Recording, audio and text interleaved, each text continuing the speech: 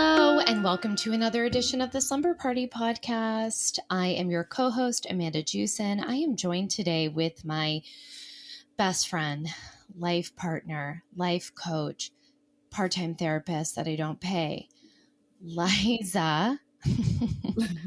Liza Ramnarine, according to Siri. When I have to tell my phone to call you, I have to be like, call Liza Ramnarine, which makes me laugh because, and then I think we've talked about it on the podcast before, or just us together. But we have Amanda Jewson. Jewson. But it's also the funny part about it is like Siri is also playing me, because then if I say Liza Ramnarine, it'll be like, I'm sorry, who do you mean, Lisa? And I'm like, no, I mean, so then I say Liza Ramnarine, and she'll go, calling Liza Ramnarine. And she'll say your name, right? Right? I know. So anyway. It makes me laugh. From Deanna on our team, and I just phonetically spell my name in brackets. It's so smart. Yeah, I think it's just helpful to everybody because people feel bad if they don't pronounce your name the way you wanted. So I also find too, like I don't know that people know this, but like Liza and I have known each other since we were 16 years old and living in Niagara Falls. Well, 15, but we became friends at 16. We'll have a whole podcast called Therapy for Liza and Amanda about getting over about what happened in grade 10 English class. It'll be great. No one will listen. Yeah. Every time we have a party time, you and I, a few drinks, we always you were a bitch to me.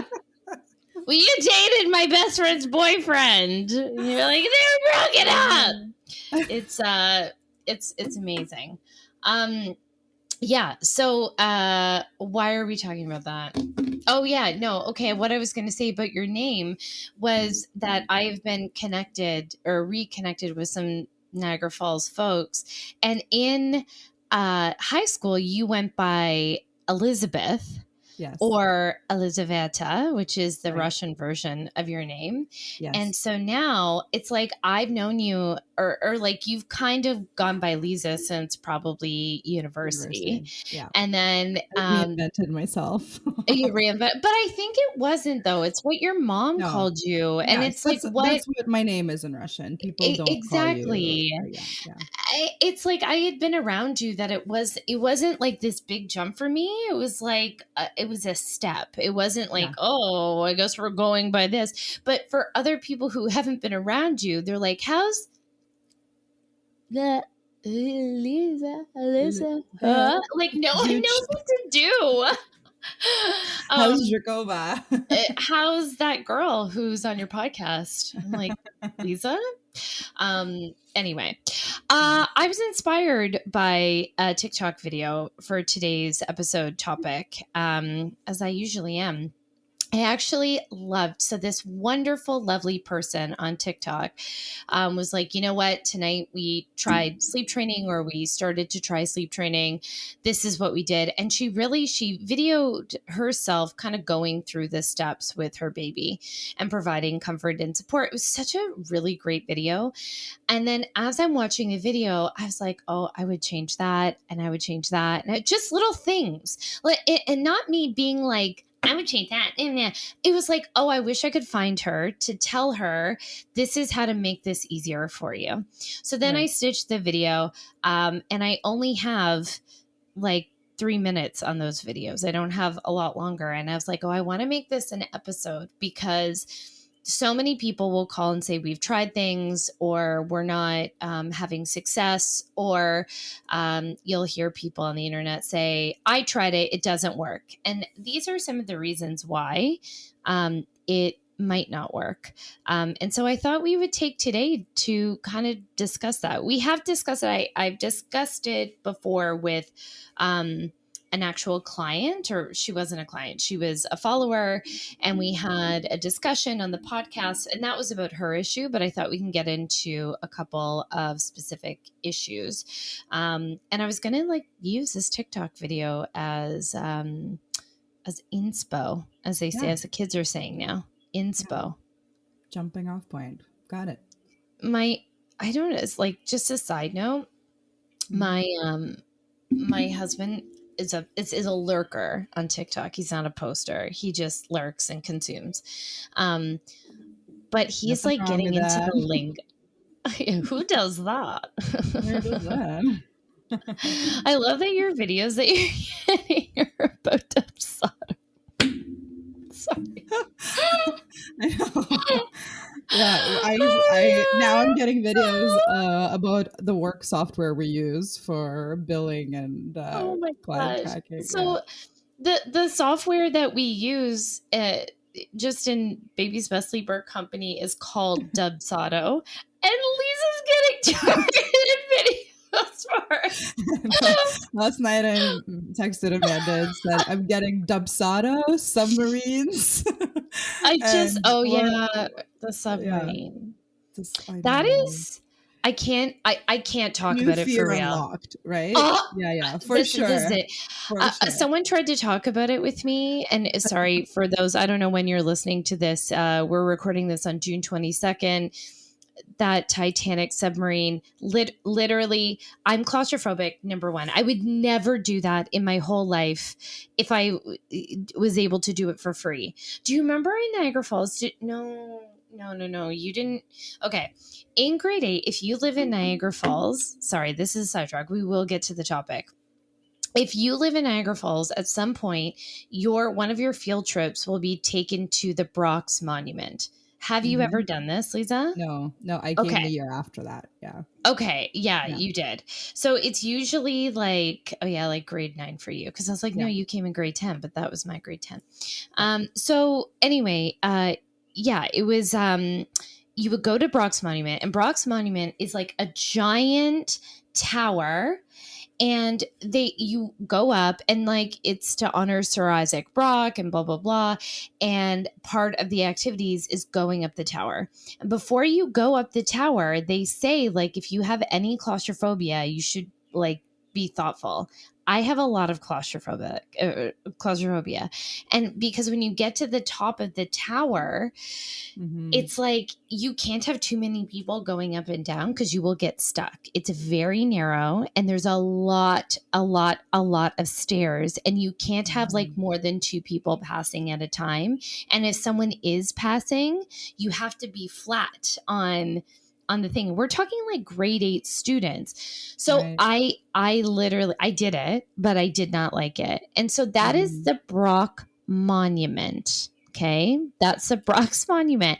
When my friend was trying to talk to me about it, and she's like, yeah. And did you know there? And I'm like, nope, I can't even talk about it. If I am on TikTok, I am getting a lot of content. I can't watch. It's like, here's the conditions. I'm like, nope, cannot know.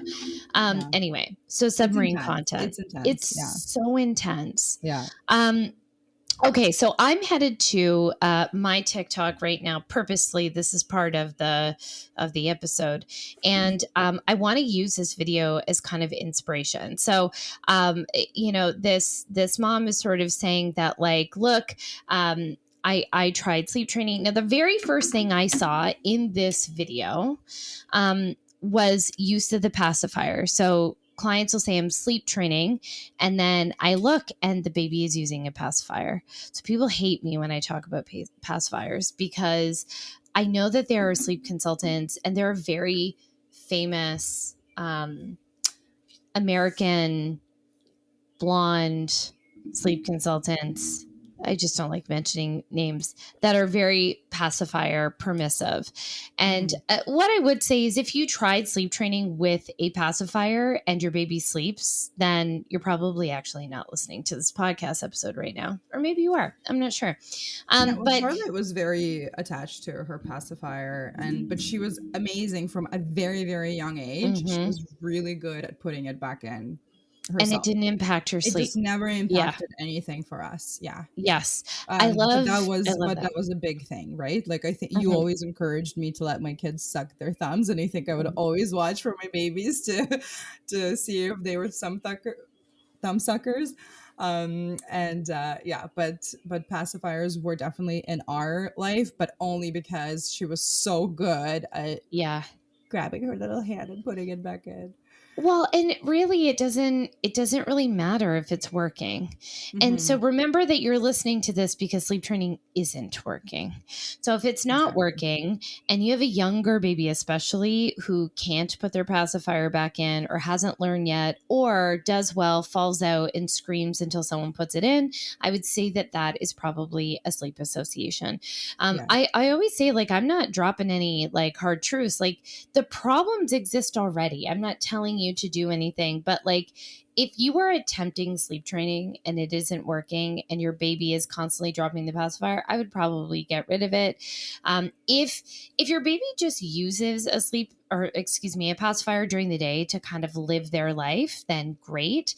Again, you can try that out. But if you know that the pacifier is something specifically only for sleep, I would probably get ahead of it and remove it, because your baby's going to cry no matter what. This is another thing about pacifiers. People freak out about pacifiers. When I tell my clients, look, your baby uses pacifier, we're going to get rid of it, especially for my older babies. They're like, oh my God, they're going to hate this. They only use it for sleep. Like, the parental anxiety is usually really high. Yes. Yeah. No, Yeah. go ahead, Lisa. It is 100%. Like, two of my kids were obsessive with them, and Yes. it was more about the amount of security I felt and the amount and how quickly I could resolve their issue by giving them that Yes. pacifier, Yes. a lot of like child raising methodologies, specifically I'm thinking of Montessori, are very against letting kids soothe themselves or like with oral help, because like it has associations with like overeating or something, like, or going like putting things in your mouth to like calm yourself down. Right. So for sure it when I had to train my child to give up their pacifiers at around the age of 2, like usually it starts to impact their teeth and all that kind of stuff, and I had very strong feelings about it. And when somebody mentioned to me, a friend's mom mentioned to me, like, why is your child still having a pacifier? He's 2 years old, and I remember like the mama bear in me came out, and I love this woman and I respect her so deeply. And I think that was the only time I ever sassed her, but the sass came right out.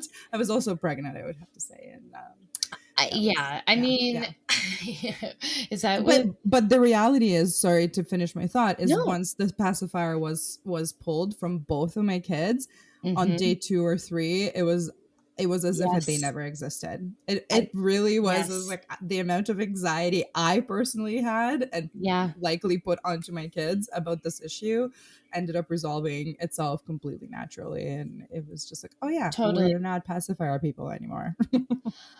Isn't it amazing? And that is the story for my clients as well. Like, that's a pretty common thing. So if it is something that you are concerned about, you need not be. It really isn't as bad as you think it is. And again, with the sleep training process, when we are thinking about that, that behavior science, how to change a behavior, if that behavior isn't changed, then you're going to continue to have crying. Removing the pacifier actually has less crying involved, which is what we want. So that's great, wonderful, living our best life.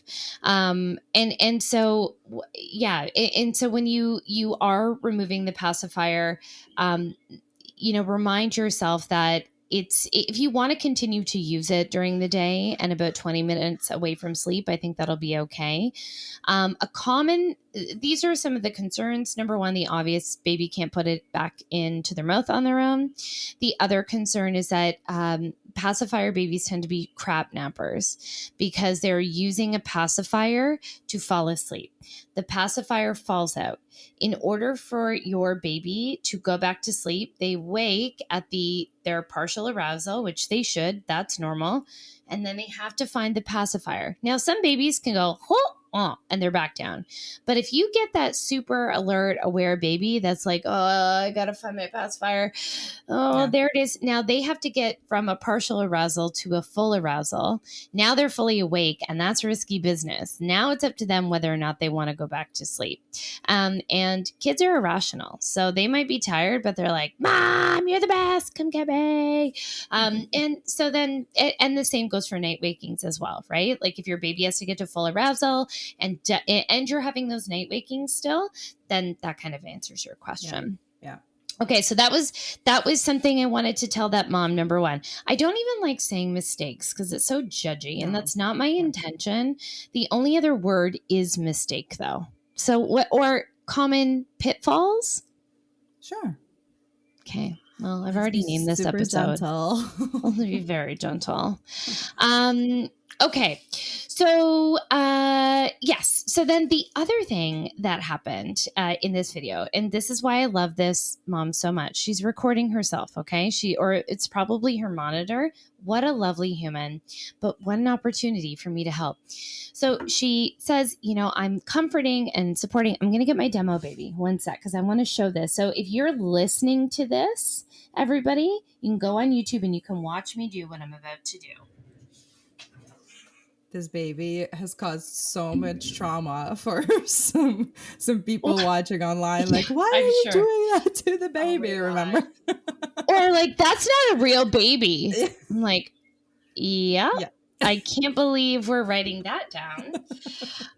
Okay. So the parent, so what I'm doing is I'm holding this baby. And now when people are thinking of like gentle sleep training methods, and these are methods that we use, and we're talking about calming, comforting, supporting the baby. So we're going to go into the room and we're going to see our crying baby. Okay. And what we're going to do is you can pick up that baby like I'm doing. So if you're watching, I'm picking up the baby. You can leave the baby in the crib and you can pat and shush. But what this parent did is she hung around until the baby got drowsy. So you see the baby kind of, and by the way, not just hung around sitting beside the crib. This mom is in the crib, her full half body. She is this close to the baby, and you can see it. Just go on to my TikTok. You'll find the video. She's hanging out with the baby until the baby falls asleep. This happens so much in my own practice. And this is again why we exist. So when folks are talking about like, okay, how long should I stay in the room? Your job is to comfort the baby. You're in the room, you're talking to them, you can touch, pat, shush. We are not doing that to a point of drowsiness. Drowsiness, we talked about this, I think 2 weeks ago, the drowsy but awake lie.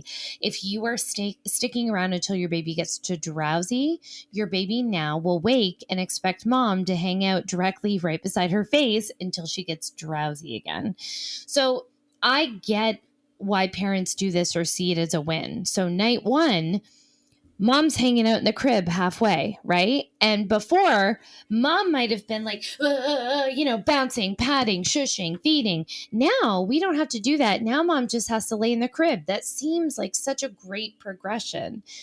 Behaviorally, the baby just replaced patting, shushing, rocking, blah, blah, blah, with mom being in the crib until I'm drowsy. So I know we're getting into the weeds a little bit, but if you have to do something, parents say this all the time. I don't help them to sleep. Okay. Tell me what's happening in the last 20 minutes before bed.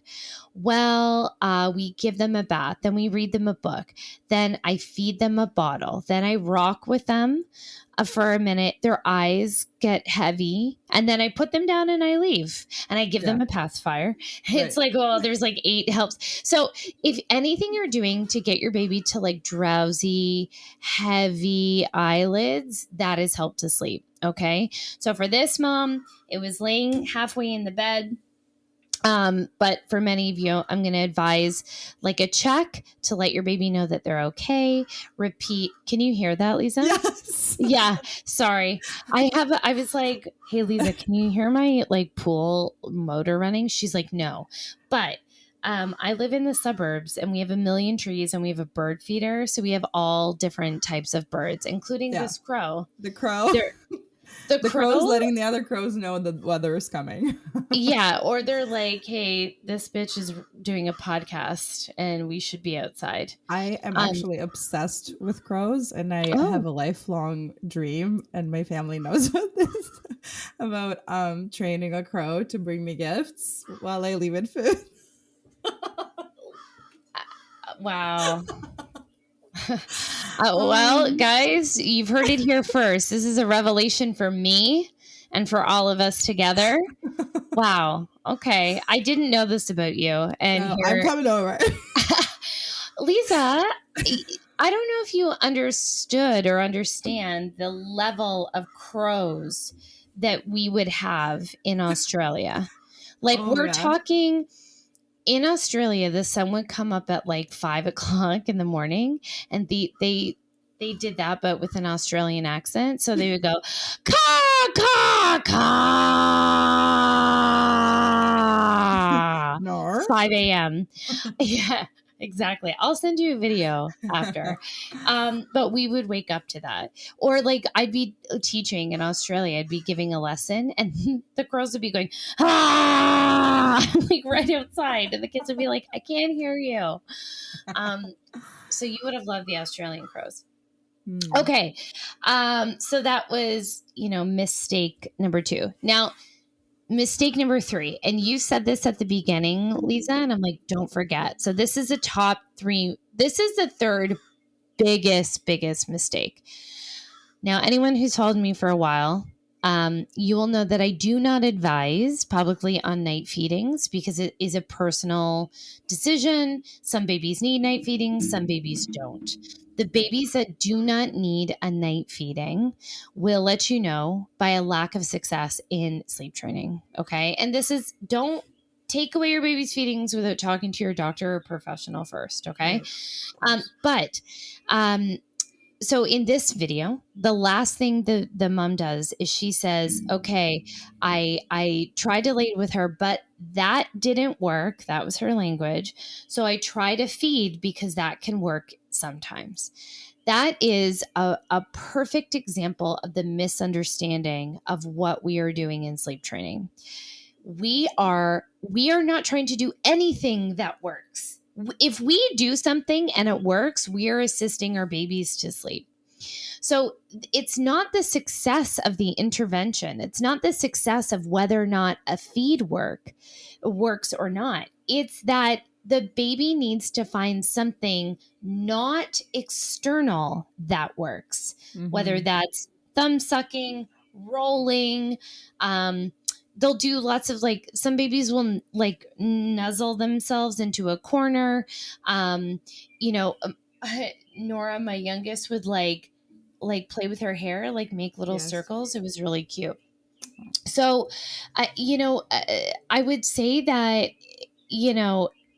don't look at something because what you said, Liza, earlier was, it was so easy for me to put the pacifier in and whatever issue was gone. Like it might be sleep or it might be like a bad thing. So this was something that cranky, worked. Yeah, or just exactly. Yes. Yeah. And so parents will say to me all the time, I fed them last night, but they went right back to sleep. I'm like, I'm sure they did go right back to sleep. They woke and then there was something that assisted them back to sleep. So it's not about whether or not your help works. It's about whether or not you can commit to doing that every time your baby wakes in the middle of the night. Right. So in this video, the mom offers a feed, and that didn't work either, actually. But a lot of parents resort to that. Or a lot of parents will say, maybe they have like a 1-year-old baby and they say, you know what, I'd like to keep a feed in the middle of the night, as if we get to make the choice. We don't get to make the choice. Generally over 7 months, babies have really a lot more awareness about whether or not they are being fed. And that can become a sleep association. I know that there are people who believe that, feeding to sleep is not a sleep association, but it 1000% is. Whether or not we like it, it is a behavioral association. It's conditioning. I do this, then I sleep. We can do this if we want to take babies out of it. adults do this. I need X before I go to bed. I need a snack. I need warm milk. We can create conditions for ourselves. Now it's like I can't go to sleep without washing my face. I didn't do that as a child, but I can. It's like I feel I've created a condition for myself to fall asleep, and that is what feeding is. So again, if it's not something you want to do ongoing, you have to be really careful about the behaviors that you are introducing in the middle of the night. I mean, essentially, the top 3 problems that I've mentioned today are all the same problem. They are help to sleep. They're all different ways of helping to sleep. And this is why so many of my clients, when they call us, say, I've done everything. I've tried sleep training. How can you be different? These are the little things that I can go through and be like, let's change that, let's change that, let's change that, and we're going to be okay. Guaranteed. Yeah, no, for sure. That makes so much sense. My thing that I can't fall asleep without is washing my feet. What, Lisa? You know that. I feel like you know. No, I don't. I think it's like from growing up in a third world country when I was young, like it would just like be so dusty, and like we always had to like shower down. But I have like a real thing with my feet. And so like I'll be the drunkest ever, and I'll like throw my foot in the sink and wash it if I have to. I've never known this about you. Oh, really? How did I miss that? I don't know. Maybe you don't actually know me. Maybe we're just changing. Need to spend more time together. Maybe you need to move to Stratford. Okay. Okay. Well, there you have it. Bye, friends. Liza is moving to Stratford. Yes. On that note, we both have a busy day today. We have to go. But I really wanted to do this episode today because I thought I could speak in a lot more detail about what I was seeing. I think it's so common, and I really hope this is helpful. And again, if you don't want to change these things, then just don't sleep train. Honestly, like there's no sense. Your baby is just going to cry and cry and cry until they get these things. Obviously, there are babies who are more open to assistance to sleep and it not being a problem. And if that, again, is you, you're not listening to this episode right now. But yeah, that's it. Yeah. All right. That makes sense. Bye, everyone. Have a great day.